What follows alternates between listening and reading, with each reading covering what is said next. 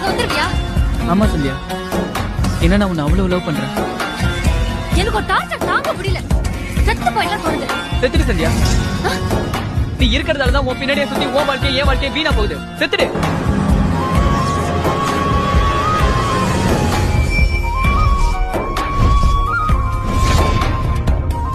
எங்க போனாலும் வந்துருவியான்னு கேட்டல, செத்துட்டா மட்டும் விட்டுருவனா?